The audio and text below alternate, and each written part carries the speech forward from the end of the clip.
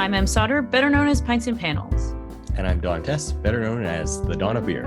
Welcome to the 7th episode of the All About Beer podcast. Every 2 weeks, we talk with leading experts and take a deep dive into one topic in beer. This week, we're going to talk about what it takes to be a beer judge. Don, you just came back from judging the Canada Beer Cup, is that correct? That's correct. It's the inaugural Canada Beer Cup. It's a nationwide commercial competition.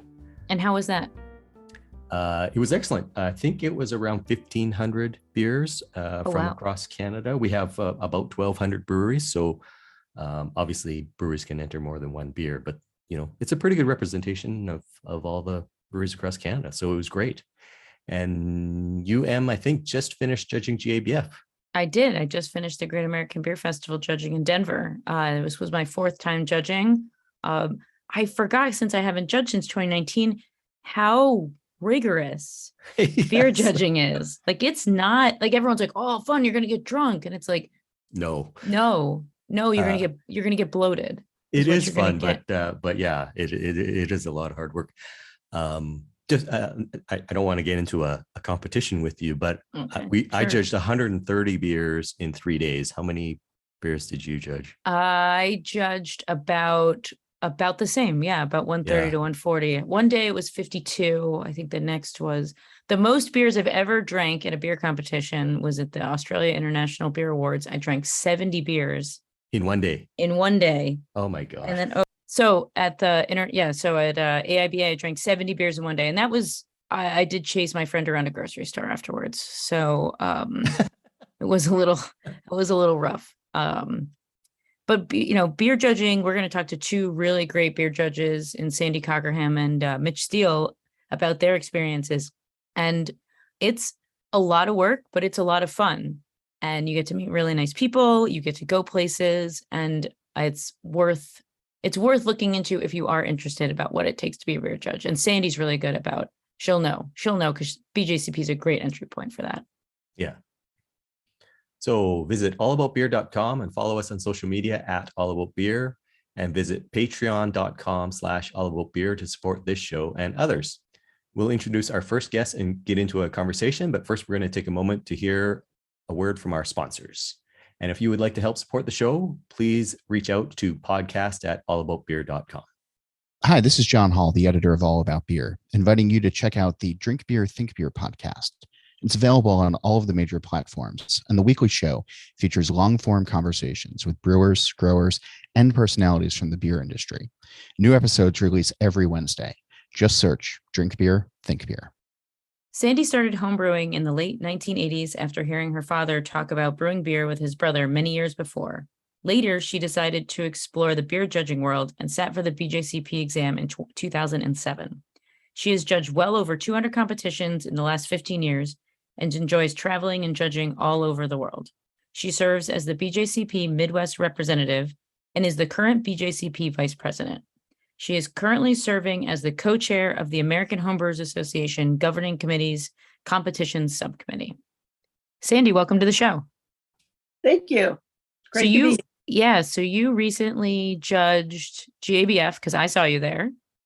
How was your experience this year? And how many years have you judged GABF? I believe this was my 10th year judging GABF, and I did 2 phases, both phase 2 in Louisville, Colorado, and phase 3 downtown. And I enjoyed myself at both of them. They're kind of different experiences. And it was really fabulous to see a lot of judge friends after being absent from many of them for a long time. What, when you say different, and for people who don't know, GABF is the Great American Beer Festival. I should have led with the large, so phase 2, for people who don't know, is in the warehouse in Louisville, Colorado. And then phase 3 is during the festival week at the convention center. Well, I only judged phase 3. So, and let's just step back and even explain what those phases are, because yes, I've never judged GABF and I don't know what these phases are. So Sandy, could you explain to Don what the phase system is for the Great American Beer Festival? Because it's new. That didn't exist until COVID times. Right, and it is totally a COVID thing. I judged GABF during the pandemic, And at that time, we did it all in the warehouse over a number of phases. And this was the way that the BA tried to get all the work done over a period of time, utilizing less people in the space and with excellent ventilation. The very first year, we even judged wearing face shields. So they did everything they could to lessen the risk of COVID spread, but yet still get beers judged. So during that first year, we were all phases there. And then also the second, although at that time the face shields went away and we had to wear face masks when we were up and about. This year, with the festival returning in a slightly smaller format due to the convention center having construction, they went ahead and had the phase 3 downtown, which was closer to old times. And the other phases still occurred up there. And Louisville is a nice area and you're close to Boulder and stuff. So if you're willing to get several judges in an Uber or a Lyft, you can go out and visit a few places. But it's not quite as compact at getting to places as being downtown. So there's a little bit of a different vibe, but they both have their good points. Are the phases like elimination rounds? They do all the rounds throughout. So in that first phase, there were even some medal rounds then. Oh. So the way GABF happens is that there will be rounds within rounds, as you will. So you will have a first round where we fill out the BA's version of a score sheet, no scores on it, but has feedback, and it sort of ranks those beers within that flight. And so in a round one, our job as judges is to send the top 3. We don't care 1, 2, 3. We send the best 3 to the next round. And it sort of becomes much like when you think about a sports event where the top 3 move on.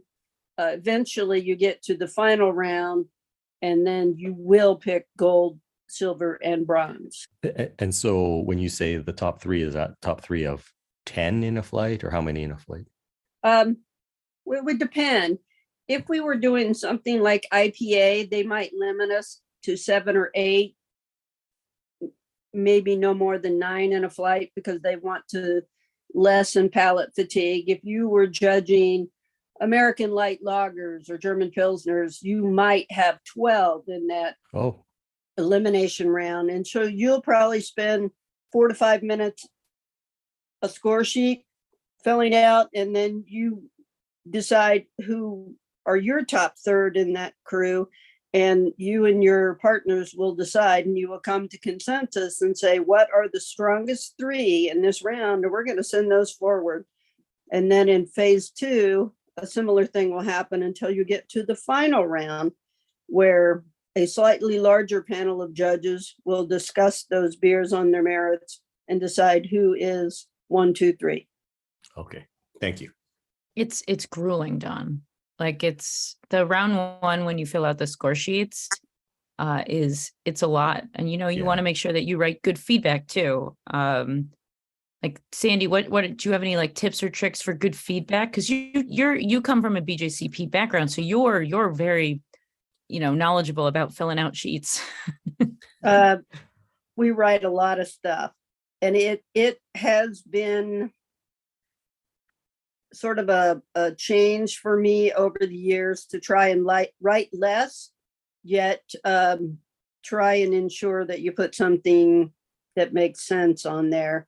But one thing, a few years ago, when we changed to a different score sheet for National Homebrew Competition, when it was being done at the warehouse, the BA ended up adopting much of that. So their sheets now are there's a little more to them than there used to be in the past. And one nice thing about them is that you can put a slider on for the intensity of the malt or the hops or the fermentation characteristics. So there are a lot of things you don't have to ride, but a quick tick mark will let the entrant know kind of what level you were getting there, and then you could tell them about the descriptors that you're going to be. So if, let's say you have a type of a beer that should have a rich malt character, but if you're writing on there that, your malt character lacks complexity and kind of gives some basic that, you're getting some grain and maybe a little bit of bread, but maybe you should have had a lot more depth and some melanoidins and stuff. That kind of thing can let the person know who brewed that beer that maybe they need to shake up their grist bill a little bit. Yeah, because in BJCP, so you come from a BJCP a beer judge certification homebrew background. Yes. How did you get into judging that? Because you're, if I recall, one of the highest ranked BJCP judges in the world. Is that correct? Yeah, I'm tied for third place in the top. I've been judging for 15 years now. So I did kind of raise kind of fast, I guess, but I judge a lot. Yeah.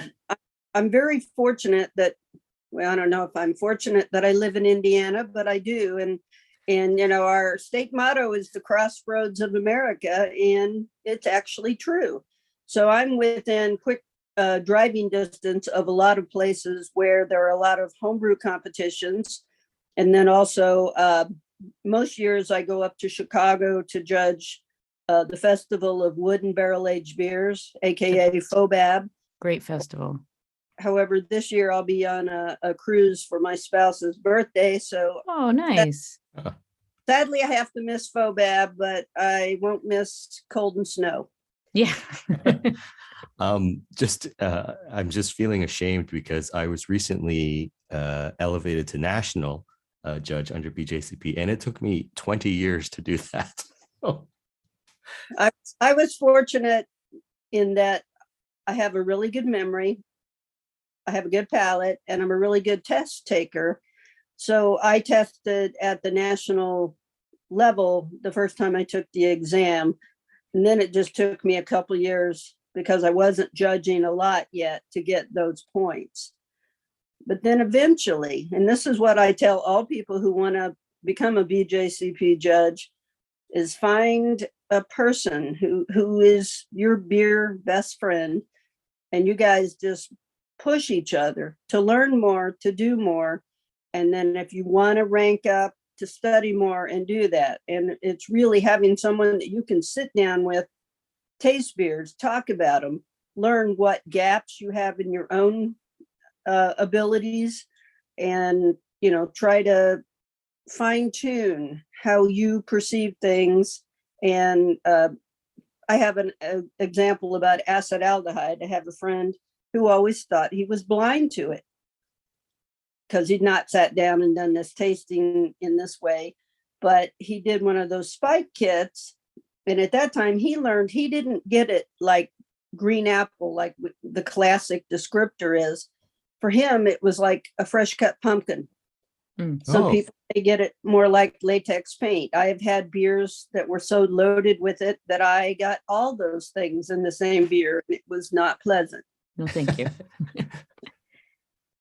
Yeah, it comes across for me as latex paint. So that's the cool thing about being a judge, is that everyone's palate is different. And so to be a good judge, you have to know what when I get this flavor, it's this. And then you also have to be respectful of what other people get, because a lot of people sometimes are blind to it, like diacetyl, or they get it a different way. So you have to have a very open mind as a judge, which is sometimes very difficult. It can be. And I'm very sensitive to sulfur. I learned this actually the very first competition I ever went to.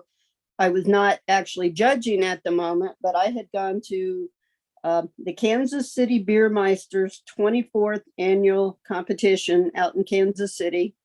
Friends and I drove the 8 hours to go judge.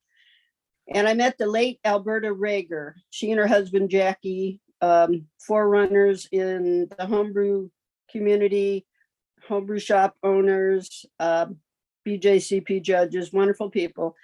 And they had at this social hour there Blind Tiger out of Topeka's Maybach, which had just won gold at GABF. And they were all proud to have this. And I went and got a big glass in my sample glass and took a drink and was like, oh my God. And discreetly went and dumped it down the sink. And later I was telling her I couldn't drink it. It was so much sulfur. And she goes, oh, you're really sensitive to sulfur. And so is John Palmer. And it was a light bulb going off in my head. And I learned as a judge that if my co-judge didn't get a whole lot, that we weren't going to slam that beer on that just because I was perceiving a lot. And I recently at GABF did run into a super taster, as they said they were, who would not budge at all. And I think that hopefully that person learns over time that if the other panel members aren't getting it at all, that maybe they shouldn't hammer a beer so hard on something that some people are not getting anything when they do get it in other beers on the table. Yeah, judging is it's like a UN meeting almost when you do a medal round, because there's a lot of different opinions, a lot of, you're reading off guidelines, but at the same time, some people are very convinced, let's say, about their beer thoughts. So being a good judge is all about having an open mind. I've definitely, I don't agree with that, but I'm not gonna fight about it, because there's it's a fermented beverage. We don't need to fight about it. Well, I think sometimes people lose sight of the fact that they're not advocates, they're judges. And if you think of the legal context, like you're not arguing for your client. You're supposed to listen to all of the arguments and then judge. Anyways, that's my 2 cents. No, that's a good point. It does get, in some respects, especially if a judge goes through several rounds, that there may be some that they think are the beer from the last round that they really like. And it can be an unconscious thing to champion something. In a lot of homebrew competitions, and now at FOBAB and stuff, they are purposely switching people off from, like, if there's going to be a mini best of show round or a mini boss, they will flip to new palettes so that you don't have the risk of anyone, A, getting tired of flavors in there, and B, no one can champion the beer that they pushed forward because they're not on that table. And I really like that. And when that can be done, it's a good practice, in my opinion. Yeah, I think a lot of people don't appreciate how much thought goes into organizing beer judging, and there's a good example of it. Yeah. There are competitions, not usually on the commercial side, but on homebrew side, where the judge coordinators are not experienced. And let's say they'll slap a couple nationals together and then put a couple recognized together. And that, while the national judges may have a heck of a good time judging together, you don't allow those recognized judges who may be fabulous judges who hate to take tests, but they may be people who need to learn more. And as you get to be a national or above judge, your job is to also help the people below you become better judges, as well as to help the entrants on their beers. So on that, if let's say we have our listeners and they're like, wow, judging sounds, I want to be able to judge the Great American Beer Festival. I want to be able to judge homebrew competitions. Do you have any advice for new judges starting out, or how do you think it's the best way for people to get involved in beer judging? Well, in the homebrew side versus the commercial side are a little different. Sure. But certainly my route went through the homebrew side, and through that was the Beer Judge Certification Program, which has been around for over 30 years and has trained, oh gosh, I don't even know how many. I think it's well over 10,000. I don't know if we're quite to 20,000 people who have gone through the program. And we are now worldwide. And back when I started, there was a 3-hour exam, which was rather grueling. And having sat through a couple bar exams myself, the intensity and the nonstop writing are pretty similar. So they kept getting a lot of people who would not properly study for the written or not understand the depth that was going to be asked. And so they decided to change it in 2012, where you first go through an online exam, which is true, false, multiple choice, which will test that you have a basic knowledge that if you pass that with a 60%, then you are qualified to sit for a tasting exam. And the tasting exam in 2012 was changed to judging 6 beers in 90 minutes. So roughly 15 minutes a beer, to be similar to a competition pace. And you do not use guidelines during this, although in a comp you can. However, if you're in a busy competition, you don't have time to sit there and pore over the guidelines.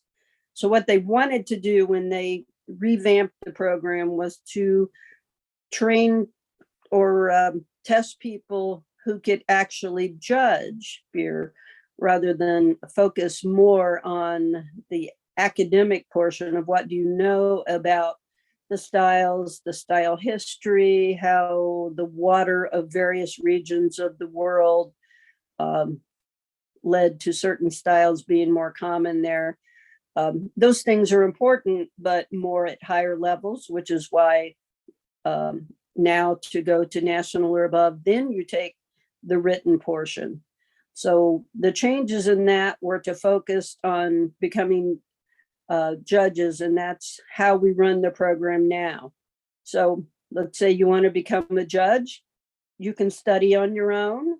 You may have a local homebrew club, or there are a few people around the country who will, for a fee, run a class that pays for the beers and stuff that you sample during that, and then may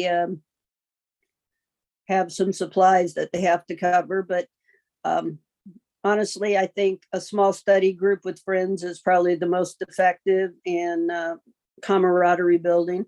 So you'll learn your way through styles, off flavors, and the BJCP will subsidize a $100 kit. Well, they have a $100 kit for BJCP judges, but for a study class, one can be purchased for $50. Takes a little bit to get them, so you want to plan in advance, where you can learn to evaluate those off flavors. And certainly if you have friends who are making homebrew, or let's say you have a local brewery that has a diacetyl problem, those can be good samples to get for study groups so that people can learn how they perceive those things. So once you've prepared for it and you take the tasting exam, sometimes called tasting, sometimes called judging exam, where we evaluate that exam will be sent in by the administrator to the exam director, who will then send it out to graders. These graders are BJCP national or above judges. 2 of them will evaluate that exam set. Then they will come to a consensus on what they think each one should receive. Those will be sent to the assistant exam director, and they will evaluate how the graders did, what they thought, and make any recommendations based on deficiencies they see in the person's exam, and then send that on to the exam director, who will make the final determination. So 4 different experienced judges evaluate that to see what kind of ranking or score that person should receive. Once you pass that, you're a judge. If you pass the exam with a 60 or higher and you've never judged, you're a recognized judge. If you pass the exam with the 70 or higher, once you achieve 5 points, half of which must come from judging, the other half can be from continuing education points, then you become a certified judge. if you had passed that with an 80 and you have 10 judging points, you could qualify to sit for the written exam. And then you better study your butt off for that, because it's a 90-minute exam with 5 questions. And one thing that a lot of people don't realize nowadays, how little we write longhand. And at this point in time, that is a handwritten exam, unless you have a disability that you can get an exemption for that will allow you to type it. It is handwritten, so be practicing. And if you pass that and get a average score between your written and tasting of 80 or above, and you have at least 20 points, half of which would come from judging, which we know you had those 10 to take that, then you could become a national judge. And master is similar, but it's a total score of 90 and 40 points, half from judging. So That's all, yeah. So it's experience / knowledge. Right. And then the level I'm at, to go to Grandmaster, it's just doing stuff. Yeah. So for each Grandmaster level, you have to grade at least 50 exams. You have to have 100 points, half of which are judging. And then you also have to do actual service to the organization through grading, giving exams, administering exams, proctoring, being on a committee, those kind of things. Mm-hmm. And then at that level, though, that's why you get to judge commercial competitions. So there is a way. I like that BJCP is a great entryway. I mean, it's a lot of work, obviously, and you put that in. But for people who want to judge commercial competitions, it's a great way to enter, albeit, it's a very good, although if you work for a brewery and you have sensory training, you also can get into commercial competitions that way as well. So there's a lot of different routes into commercial competitions. And homebrew competitions often have cicerones. Sometimes they just have inexperienced people judging because they don't have enough people. I run a large competition in Indiana called the Indiana Brewers Cup, which is both homebrew and commercial. And we have a 1,500 entry cap. And I prefer to use BJCP judges as close to 100% as I can. I do use commercial brewers with judging experience, and I'm really fortunate that I have a bunch in my state who are also BJCP judges. And so I like those guys a lot, and I encourage all of my commercial brewers to become BJCP judges, because I think it does give you some insights into the judging process, and it may help you understand why you're getting evaluations such as you are on some of your beers. Agree, 100%. Yeah, I'm a BJCP judge. Don's a BJCP judge. Yep. So it's a great organization. So. And it's all volunteer. I think that's what people like. Everything that you just said out, Sandy, is done by volunteers, which I just think is amazing. Yeah, we have no paid staff. The Cicerone program can often have faster throughput on things. Well, they have paid staff, and we do not. It can get a little slowed down at times because volunteers have lives and crap happens and COVID happens and all that stuff. But we do the best we can, and it's for the love of beer. It is for the love of beer. Yes. Awesome. And mead and cider. Oh, and mead and cider. Don't forget. Yeah, I've judged mead at. I've been doing BJCP mead judging. So yes, and mead and cider. Don't forget. So, well, Sandy, thank you so much. Don, did you have anything else to ask Sandy? I did not. Thank you, Sandy. That was thank great. you so much for joining us today. I forget how like the BJCP program is so vital to the judging process in terms of both homebrewing and commercial, and we're very thankful for your beer service. Well, it is a training ground, and I think it adds a lot of layers. And if it went poof tomorrow, I think we'd have a big deficit in the judging community as a whole. Agree. Well, thank you so much for your time. Well, thanks for having me. Thank you, Sandy. Have a great day. Cheers. After the break, we will continue our conversation with our second guest, but first, a word from our sponsors. Hi, this is John Hall, the editor of All About Beer, inviting you to check out the Drink Beer, Think Beer podcast. It's available on all of the major platforms, and the weekly show features long-form conversations with brewers, growers, and personalities from the beer industry. New episodes release every Wednesday. Just search Drink Beer, Think Beer. Mitch Steele is a well-known veteran of the brewing industry with stints at Anheuser-Busch, Stone Brewing, and currently New Realm Brewing. He has a degree in fermentation science from UC Davis and is respected for his combination of brewing knowledge and passionate support for the brewing industry.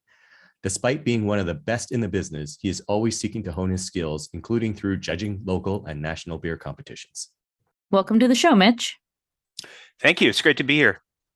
I want to, since you're a brewer and you've been brewing for not a very, I almost said a very long time. That makes me sound like that you're like ancient. I don't mean it that way. I don't mean it that way at all.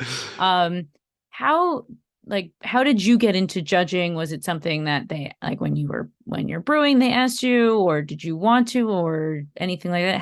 How did judging start for you?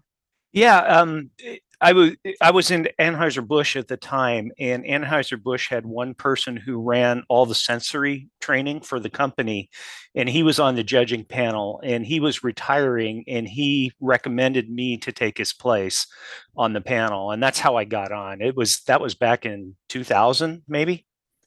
Oh wow! So you've been doing this for. Now, again, I want to make it sound like a really long time.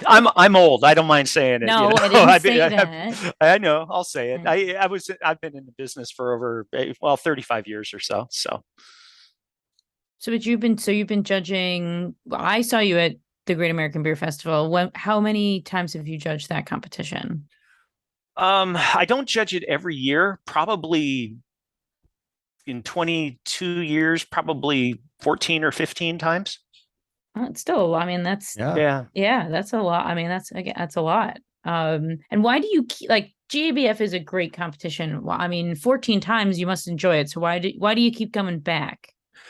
Well, I think one of the big draws for me is just seeing everybody that I know in the business and having a chance to catch up with people.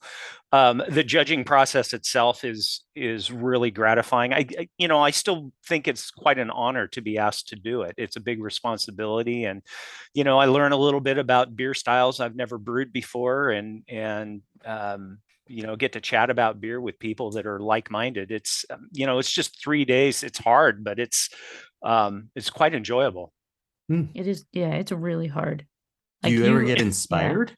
Like you mentioned that sometimes you judge styles that you haven't brewed before. Do you ever judge that and go, well, I want to make one of these?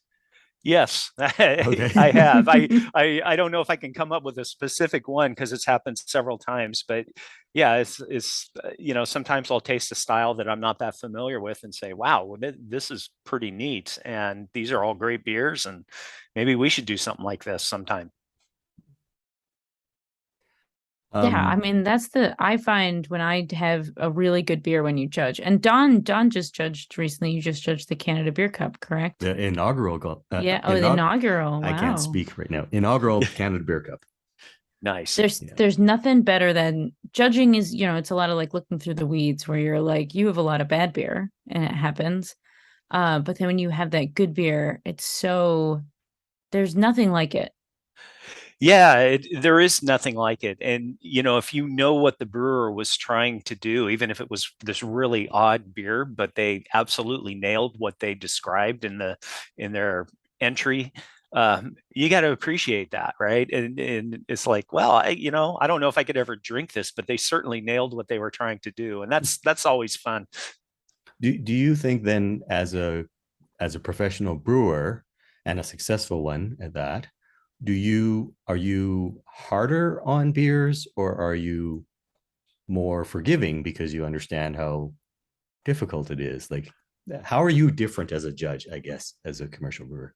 I think I have less tolerance for off flavors, standard off flavors.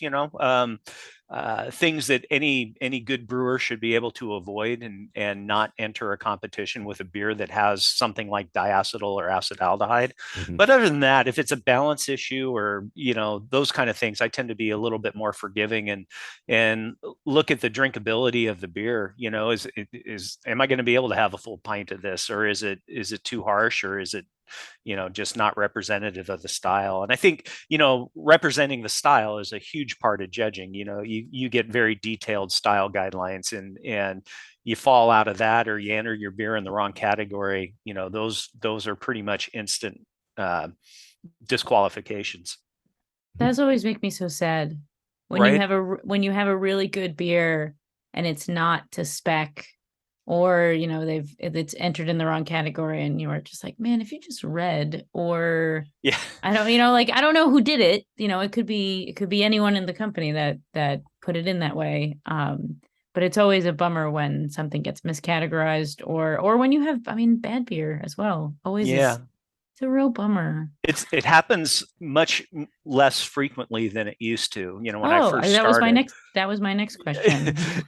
Yeah, I think by and large, the quality of the beers that come across our tables, even in the very first rounds, are head and shoulders above what they used to be years ago, and I think that's a wonderful thing. But it makes it harder, that's for sure. On the other side, then, when you're receiving your feedback from a competition that you've entered that you didn't judge, as a brewer, how do you receive that? Like, are you open to it, or do you think, well, that judge is obviously an idiot, or? Well, there's a little bit of both sometimes, as you read through the comments. Sometimes, if the comments don't match up, you've got 2 or 3 people judging, and one person loved the beer and the other one didn't. That's kind of hard to deal with. But I will tell you, the 2 beers that we got medals for in this competition, we had entered last year and didn't get medals for. And the recommendation from the judges was that we entered them in the wrong category. They should have been entered in another category. And so I took that to heart, and we figured out the right category for them, and we won 2 gold medals. So I feel really good about that part of it. That's awesome. Yeah. It dawned on me after the awards were announced. I said, oh, these are 2 beers that I changed categories on. That's great. So judging helped you be helped you be a better brewer, like a better brewing company almost. Yeah, I think so. And I think the way I look at those comments, if we get passed on from the first round, if our beer makes the cut as one of the top 3 beers in that first round flight, then I'm satisfied. I'm like, okay, we had a solid beer here, because I know how good they are. Mm-hmm. And and if you have to go through 2 or 3 more rounds, it just makes it incredibly competitive. But if we don't get kicked out in the first round, I feel all right with the entry. That's awesome. And so in this case, you changed the category that you've entered, but would you ever actually change a recipe? It depends. It's if it's a brand that we're in distribution with, we wouldn't, right? Because those kind of things are you don't want to change the flavor profile when you've got an established brand. But for some of the one-offs that we sent, sure, I'd take those comments and look at them constructively. And if the beer's too bitter, or if it's not bitter enough, or the hop character's out of whack, or whatever the comment is, I'll pay attention to that. And if we brew that beer again, we might try to rectify that. Interesting.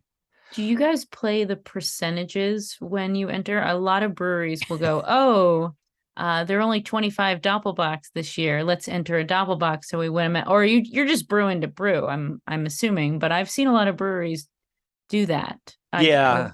I haven't had that? Well, we've done it, and and the thing is, everybody's doing it. So, I remember when German Pilsner one year had 40 entries, and I'm like, we had a German Pilsner, so I said, I'm definitely entering the Pilsner, and then the next year there were well over 100 entries in that category. So people are catching on to that whole thing. So I don't do it a lot. It's never turned into a medal for us, going down that road, like, brewing, a style that's not entered very heavily just because we have a better chance of winning a medal. That's never worked out for me.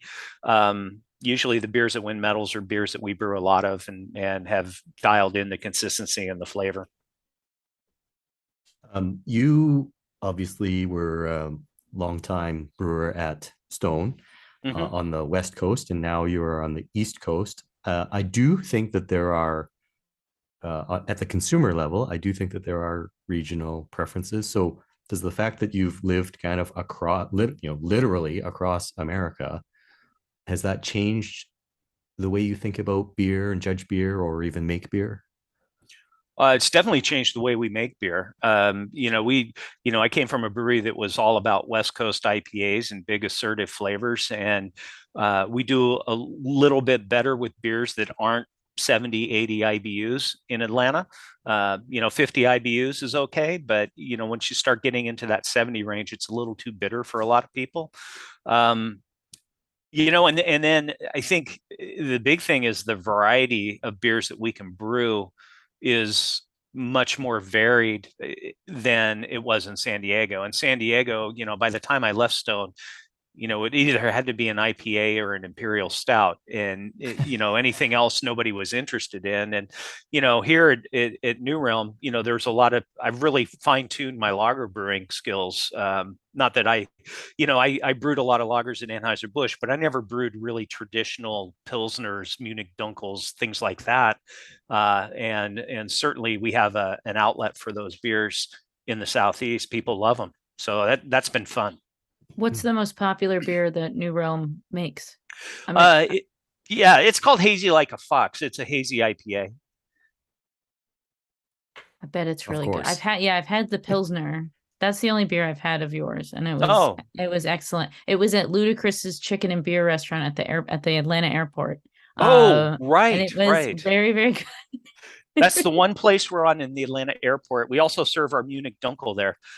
Usually, I don't know if it's still on now. I will be at the Atlanta airport in a week. So okay, well, I know where I am going. I also wanted to ask, because you wrote the book IPA, and therefore, and you dispelled a bunch of myths in the book. So not more than 99% of consumers and even professional brewers about IPA. When you're judging, if you ever judge IPA as a category, do you judge it to what the market expects, or do you judge it to what is really true? Honestly, I judge it to the guidelines that they give us. Oh, okay. Yeah. I mean, that's really the big thing. And they, when you're going through orientation for judging, they're very clear about, hey, if you don't agree with the guidelines, you can submit some feedback after the competition. But when you're judging, follow the guidelines. And so that's been my big focus, and I think every judge is doing it the same way, and that helps ensure consistency. But I don't get to judge IPAs at all, because I'm always entered in every IPA category. But I remember when double IPAs first came on the scene, and I judged those. That was when I was with Anheuser-Busch. I judged those every year just because I wanted to learn about them. Oh, and I did want to ask why you judge as well, and you just answered it, because even though you're an industry veteran, you still keep learning. Absolutely. Yeah. That's one of the best parts about going through this process of judging. Yeah. It's such a great way to learn about, because you want to learn every day, but then you have, I live in New England where we don't have fresh hop beers, and I judged the fresh hop category this year, round one. And it was some of the best, freshest, most delicious beers. It was my best flight by far. And it was just, wow, this is what it's supposed to be like. Yeah. We don't have that in New England. Right. And it's really, really fun to be able to try beers. And then the people you get to judge with, you learn vocabulary, you learn mannerisms, you learn, you're right. This is, if I judged with you, Mitch, I would lean on your brewing skills, because I'm not a brewer.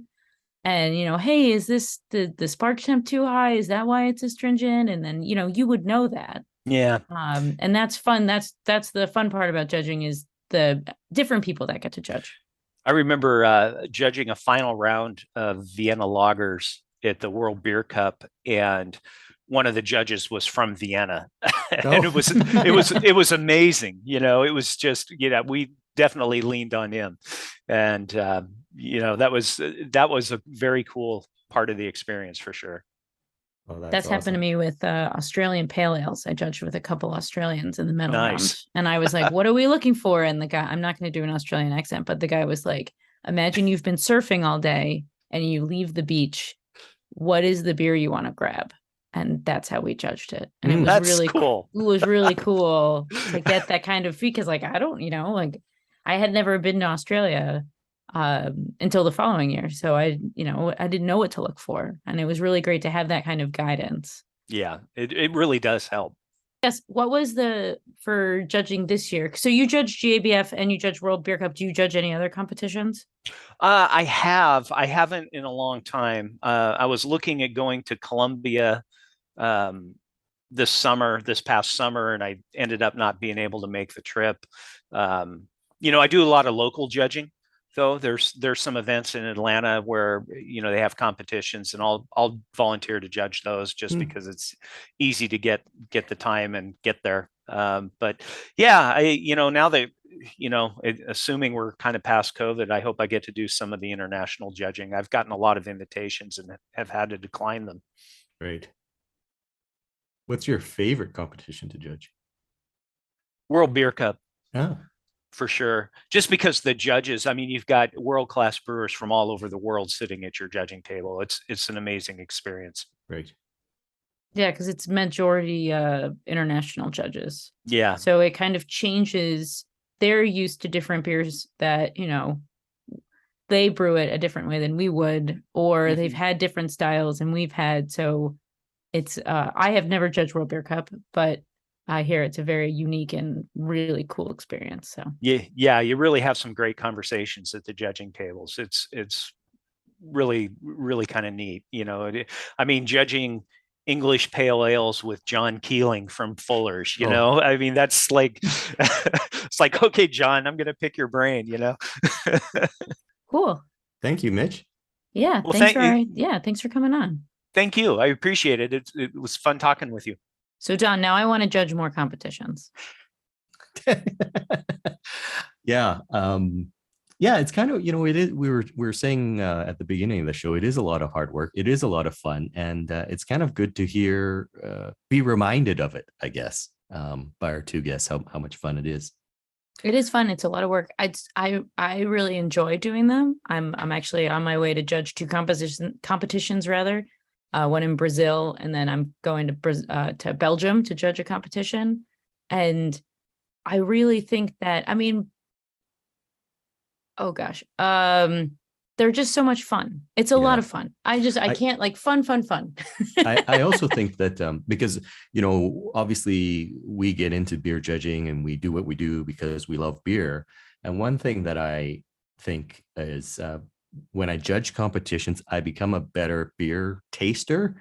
And so even when I'm at home having a beer in front of the TV, I feel like having judged beer makes me enjoy that beer better, if that makes sense. Yeah, especially a good beer. You recognize a good beer when you judge. Like I judge Kolsch's at GABF, and there's like a je ne sais quoi when it comes to Kolsch. When you have it's one. It's all je ne sais quoi. And you're like, and then you have the beer and you're like, this one, I don't know what this is. I don't know who made it, but this is a Kolsch and I can taste it. I know it. And you have a deeper understanding and love of beer by judging beer. So Em, for our listeners who maybe have never judged a competition, what words of advice would you give to start? I would say reach out to your local homebrew club. The BJCP website, just Google BJCP, has really good information about competitions in your area. And if you're like, oh, I'm not a judge, go and steward. Go and ask to volunteer. Stewarding, you'll bring the beers out. A lot of homebrew judges, when I judge homebrew competitions, I always ask for the steward's opinion. They'll let you try the beers. They'll give you advice. It's a really great way to help your local homebrew club, but also get into that realm of judging if you are interested. Yeah, and on when you are stewarding, I would say it's actually very educational, because you actually get the judges judge blind, of course, but the stewards can see what's being poured, and so they can.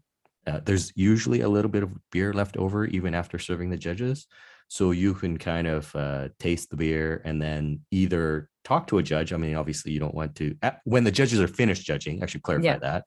Then you can talk to the judge, maybe get their thoughts on it, or you can actually look at their score sheet. So you could even, learn from the judges secretively, I guess, if you want. When I judge GABF and we have a really good beer, I always tell the steward, because it's like 6 numbers or something. Yeah. And so I'm like, hey, number like 175228, like open that bottle, because they usually send more. Or if it's a try that was really good. Or conversely, like if you don't know what diacetyl tastes like, the judge can tell you, oh, taste ABCD beer. Yeah, it's strong diacetyl. It's a really great way to learn and like just eavesdrop and be like, oh, you're right. Like, what about this? I had some really great conversations with our stewards at JBF. I mean, granted, most of them work in the beer industry, but they're all volunteers. And, they want to talk about beer as much as you want to talk about beer. So it was a lot of fun. Yeah. In fact, that's the most fun part of judging is, I think, the camaraderie and talking to other people who are equally passionate. So agree. Get judging. Yeah, do it. How can people reach you? So I am at Pints and Panels across all social media platforms, and then www.pintsandpanels.com. And what about you, Don? I am at The Dawn of Beer, and I'm at thedawnofbeer.com. So please visit allaboutbeer.com and follow us on social media at allaboutbeer. Also visit patreon.com/allaboutbeer to support this show and others. And before we go, final word from our sponsors. Hi, this is John Hall, the editor of All About Beer, inviting you to check out the Drink Beer, Think Beer podcast. It's available on all of the major platforms, and the weekly show features long-form conversations with brewers, growers, and personalities from the beer industry. New episodes release every Wednesday. Just search Drink Beer, Think Beer. This show is produced by All About Beer. Visit allaboutbeer.com for articles, notes on this show and others, and to connect via the newsletter and social media. Keep drinking great beer. Cheers. Cheers.